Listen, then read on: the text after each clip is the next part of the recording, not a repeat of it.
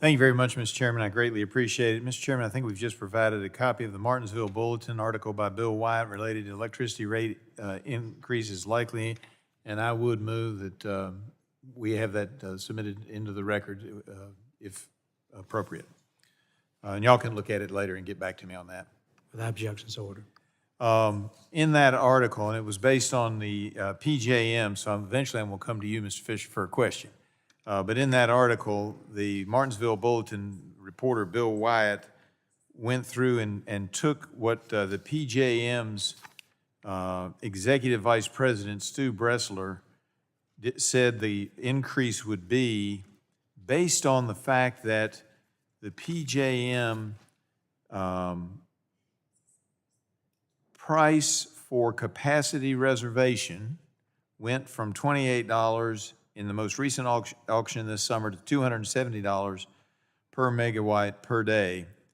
And as a result of that, they took the numbers from PJM, they calculated them. I had sent out a statement, in all fairness, and they calculated that in the Martinsville-Henry County area, the average monthly bill of $206 would increase to $343.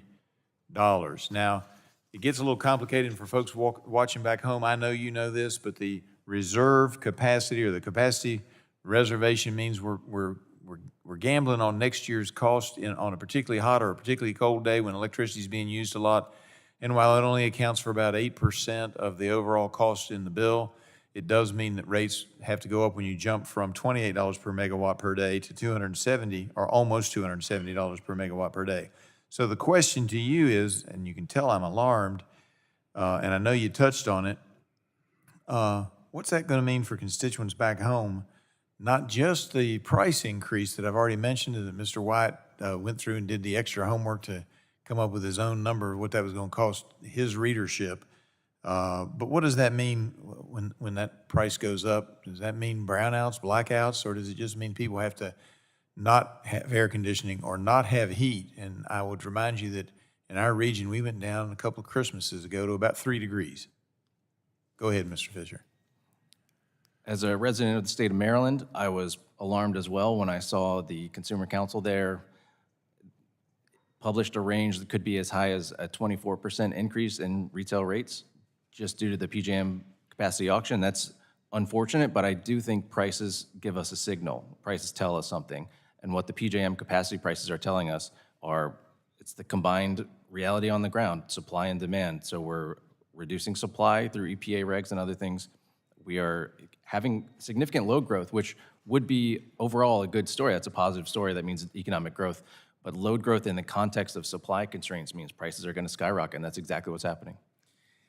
And I'm sure somebody's touched on this before, and I'm chairing a hearing upstairs, so that's why I wasn't here earlier.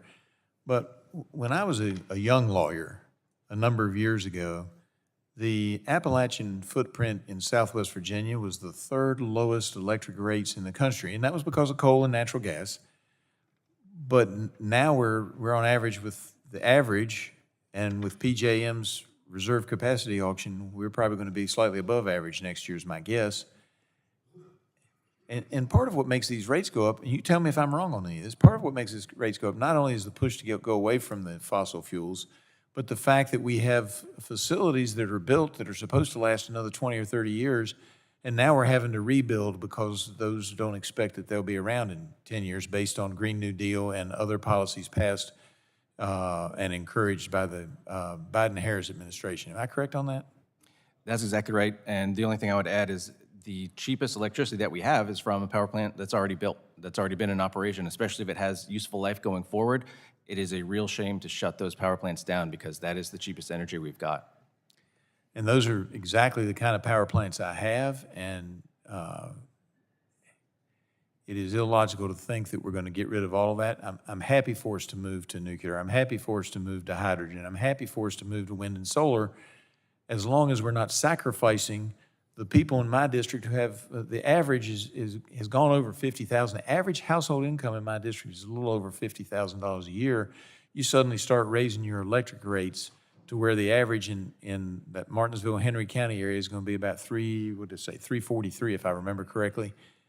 that's a real impact on these families, and it's going to mean that people are going to have to cut something out, and it means they're probably going to go cold or get excessively hot in the summer. Mr. Chairman, I appreciate the consideration of my colleagues, and I yield back. Gentleman yields back. I'll now go to the gentleman from Texas, Mr. Vesey, for 5 minutes.